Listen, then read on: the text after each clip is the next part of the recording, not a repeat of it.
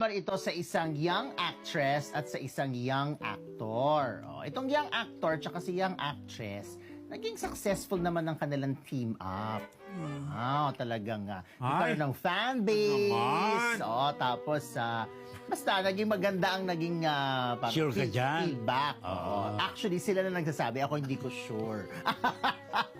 So, eto na. Pero, kahit na naging maganda ang kanilang naging team up, parang nag-venture sila sa parang solo career. So, solo si actor, solo rin si actress. Pero may isang director na talagang nakitaan niya ng promise itong dalawang to at gusto niyang bigyan ng proyekto ulit itong si young actress at si young actor. So, kinausap ni Direk yung film outfit na naghahawak dito kay aktor tsaka kay actress. Sinabi ni Direk na, film outfit. Gusto ko talagang bigyan. Salita yung film outfit. Salita. Hindi ko, kasi pa sinabi ko yung tawag, malalaman ako sino. Siyempre, diba? Sabi niya, film outfit. Gusto kong bigyan ng proyekto si young actor tsaka si young actress. Kasi nakita ko yung ginawa nila dati. In fairness, tsaka sila, bagay sila. Kineme niya. Siyempre, na-excite naman si film outfit. In fairness, nakitaan nyo kahit medyo solo-solo na, ganyan. O di, kinonsider naman yung film outfit kasi si director na nga yung nagsabi na may material siya para doon. So, eto na. Hinihintay pa lang itong ni Direk na kung ano ang sagot ni film outfit nung na-present niya sa kanya yung idea. Kinausap na ni Papa, si Direk, ang papa ni young actor.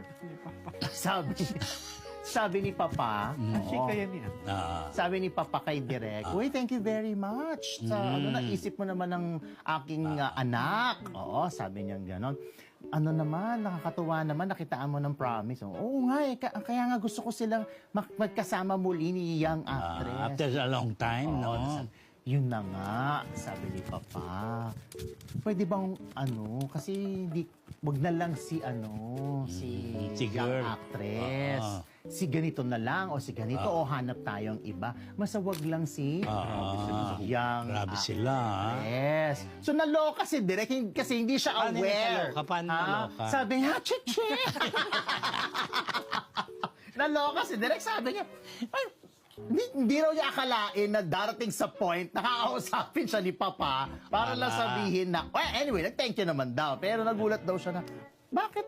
Ayaw?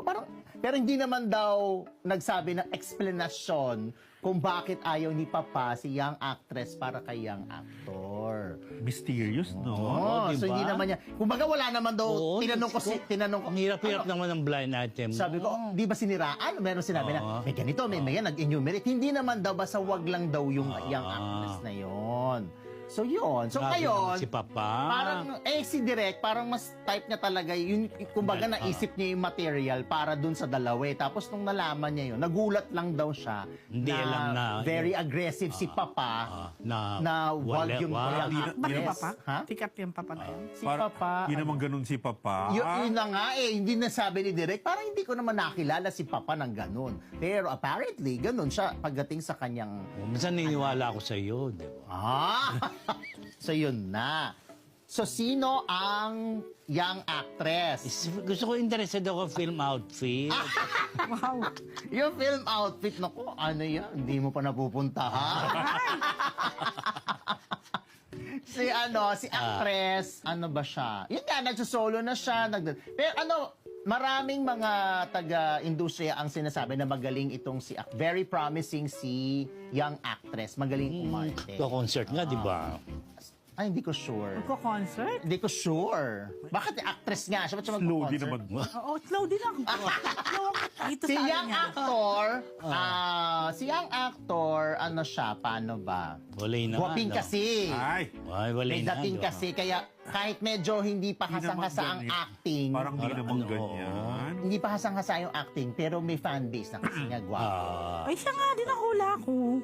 Yun. So si Papa, pag nahulaan nyo na si young actor, di ba hulaan nyo na si Papa? Si Yun Mama. na nga Stage si Mama. actor nga raw, stage father nga raw si Papa. Anyway, si Direk kasi, in fairness, marami na siyang kumitang pelikula, in fair. At naka-work na yan si Papa. Hindi ko sure kung naka-work niya. Hindi, dapat ika-cast niya si Papa pero hindi natuloy. Interested ako kay Si Papa nung araw niya naka-work.